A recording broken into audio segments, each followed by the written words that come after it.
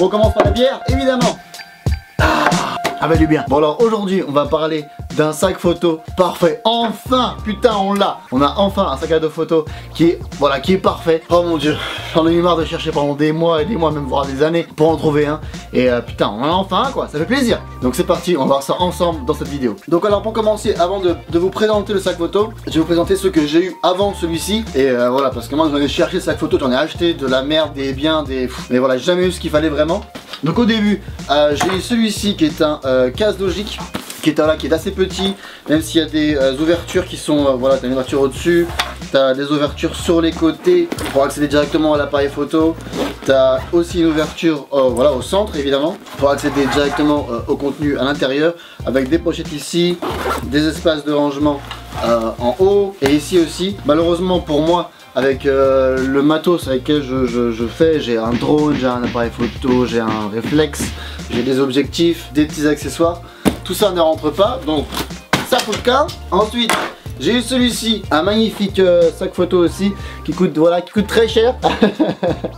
Voilà, qui coûte vraiment très cher. Il m'a coûté pratiquement 300 €, quelque chose comme ça. Parce que voilà, c'est important d'avoir un beau sac photo. Mais celui-ci, même s'il a énormément d'espace de rangement, voilà, il est très grand, hein. On a des espaces de rangement, on a aussi des pochettes ici. On peut ranger un MacBook ici. On a aussi une pochette ici pour rentrer quelque chose. Il a des pochettes latérales juste pour mettre des petites choses. On a aussi des petites trucs ici de rangement. On peut mettre des sandwichs, trucs comme ça. Donc ça je trouve ça super intéressant. Mais il avait un gros problème, c'est qu'il n'a pas d'accès. Ouh, j'ai roté. Il n'avait pas d'accès directement à l'intérieur du sac. C'est-à-dire que si on voulait accéder à notre appareil photo, il fallait directement à chaque fois ouvrir la grande poche, tadada, retirer l'appareil photo, refermer,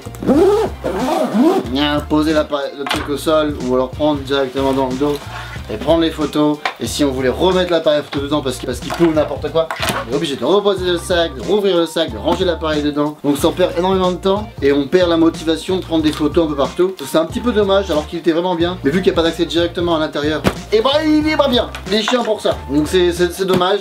Et bon, du coup ça fout le camp. Enfin, après j'ai celui-ci que j'ai présenté lors de mon sac photo voyage. Donc il y a pas mal d'espace de rangement. Ici, on a des pochettes ici.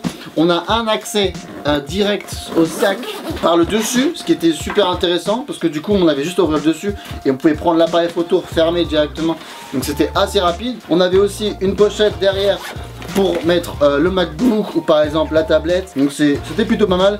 Un seul défaut par contre, il avait aussi sur le côté de quoi mettre par exemple un trépied et ici un sandwich. Moi c'est vrai que j'aime bien avoir un accès, j'aime bien avoir ça de côté pour avoir, voilà, le trépied et avoir des bons sandwichs, tu vois, donc ça c'est cool. Mais un gros défaut encore, c'était vraiment la qualité de ces petites choses, de ces petites bandoulières. C'est de la merde. Sincèrement, c'est pas foufou. Avec le poids du sac rempli, avec les équipements, tout ça, les bandoulières sont pas très agréables. C'est vraiment très dérangeant. Ça irritait un peu au niveau de cette partie-là du corps où les bandoulières se mettent. Impossible.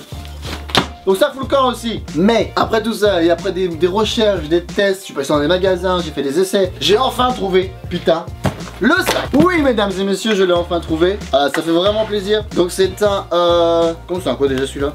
Un Pro Tactique de chez Lopro. Donc celui-ci c'est le BP 450AW2. Et mon dieu, je t'aime. J'ai mis longtemps à le trouver, mais qu'est-ce que je t'aime. Ça va faire maintenant combien de temps que je l'ai? Ça va faire 3 semaines, 2 semaines, 3 semaines que je l'ai acheté. Et un régal. Donc alors comment il se présente? Tout d'abord, résistante sur les côtés, partout. Donc ça c'est vraiment parfait. Donc quand on voyage, c'est bien d'avoir un sac assez dur pour protéger notre matériel, c'est super important. Donc pour accéder directement à l'ensemble du sac, quelque chose que j'aime énormément, c'est qu'on ouvre le sac à dos par l'arrière, comme ceci. Ce qui fait que quand vous avez le sac à dos dans votre dos, les gens n'ont pas d'accès directement. Donc pour les pickpockets, tout ça, je trouve ça bien, ça protège vachement. Donc ça j'aime beaucoup. Donc à l'intérieur, il se présente comme ceci. Donc, on a énormément d'espaces de rangement, voilà, qui sont modifiables avec des scratchs, comme dans pratiquement tous les sacs photo. On a ici nous avons 2 belles pochettes pour mettre des petits accessoires, votre batterie, n'importe quoi. Ici on a une énorme pochette pour mettre votre MacBook, votre PC, votre PC portable. Ça rentre parfaitement. Sur le haut, la résistance On a une pochette qui s'ouvre pour accéder directement à l'appareil photo. On a ici, on a une autre petite pochette pour rentrer.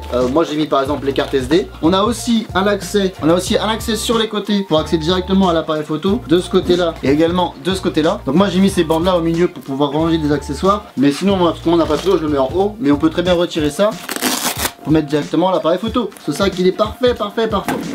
Ensuite en haut nous avons deux petites pochettes avec un attache clé par exemple. Donc on a sur ce côté-ci et ce côté-ci. Et enfin pour attacher par exemple votre trépied à l'extérieur, on a des petites pochettes qui nous sont fournies avec le sac.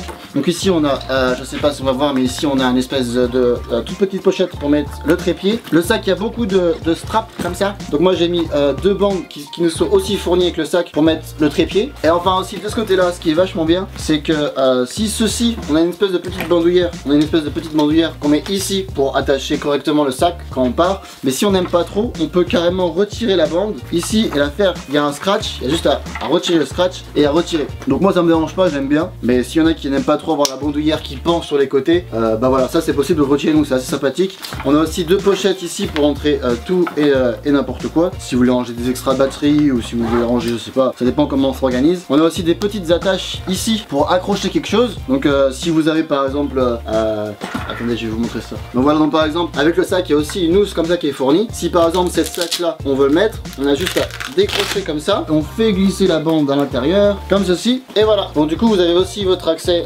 directement, je sais pas ce que vous avez dedans, votre objectif par exemple, si vous avez un objectif à changer, ce qui fait que vous l'avez accès directement sur vous. Donc c'est ce sac à dos, un régal. Donc voilà, donc quand on ferme comme ça, donc on a l'accès ici à l'appareil. Donc si vous voulez accéder tout simplement, voilà, vous pouvez prendre votre appareil. Donc c'est plutôt cool. Ici on a des petites attaches ici aussi si vous voulez accrocher des petits mousquetons. Moi c'est ce que je fais, c'est retirer pour la vidéo, mais si j'ai des petits mousquetons, on a aussi une petite bandoulière pour ressembler à un bon petit scout. Et j'ai testé avec une petite bière. Et j'ai testé en tenue, enfin j'ai testé en conditions réelles avec tout mon matos. Et franchement, voilà, c'est confortable, c'est vraiment confortable. Alors je sais que pour les sacs photos, c'est toujours un peu la misère pour en trouver. Malheureusement, il coûte un peu cher. En termes de prix, il coûte 290 € je crois. Alors oui, c'est cher. Et sincèrement, croyez-moi, c'est important d'avoir un bon sac photo. Non seulement pour protéger votre matos quand vous voyagez. Quand on a un bon sac photo, c'est super agréable de pouvoir l'utiliser. Il y a aussi quelque chose que j'ai oublié. Je vous dis, ce sac il est incroyable. Il y a aussi une poche au cul du sac avec une housse pour la pluie, tout simplement pour résister encore plus à la pluie. Pour moi, les plus gros avantages de ce sac là, c'est tous ces petits scratchs ici, toutes ces petites bandes ici, qui fait qu'on peut vraiment adapter le sac selon comme bon nous semble. Les accès, ce qui fait qu'on peut accéder directement au sac sur les côtés ou en haut. En condition, si vous mettrez votre appareil photo ici, vous pouvez très bien, sans retirer complètement votre sac, juste accéder ici votre appareil photo et shooter et puis le remettre à l'intérieur si vous désirez. Le côté résistant, je trouve ça bien. Voilà, voilà, là tu peux y aller hein. Donc voilà, pour moi c'est vraiment le sac à dos parfait, je l'aime. Même s'il a un seul petit défaut. Alors il y a toujours un petit truc. Il a un seul petit défaut pour moi, c'est qu'il n'y a pas de petite de pochette ici qui s'ouvre à l'extérieur. J'entends par là comme sur celui-ci.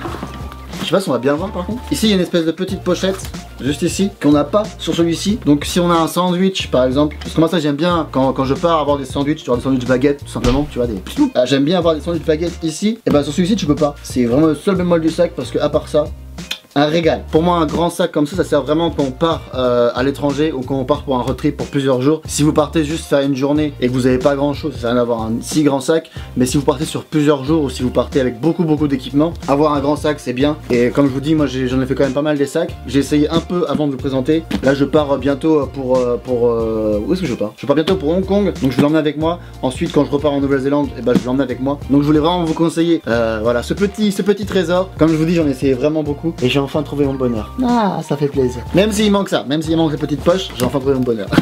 Allez, vous m'accorde là. J'espère que cette vidéo vous a plu. N'hésitez pas à lâcher un petit thumbs up, un petit j'aime comme on dit. N'hésitez pas à vous abonner à la chaîne, à me dire dans les commentaires si vous avez aimé, si vous avez des questions. Je ferai aussi, je pense, tous les mardis une vidéo question-réponse. Donc une question, une réponse assez rapide. Je sais pas, on va voir. En tout cas, si jamais tu veux acheter ce sac, je te le mets dans la description. Je te mettrai aussi les liens des autres sacs pour que tu puisses voir par toi-même. Mais même si je te conseille celui-ci avant tout. Sur ce, j'espère que la vidéo vous a plu. Moi je vous dis à très vite pour de prochaines aventures. C'était Francky, peace.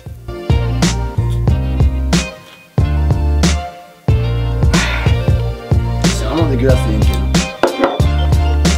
J'aurais dû acheter de la Hougardine. J'aurais dû acheter de la Hougardine.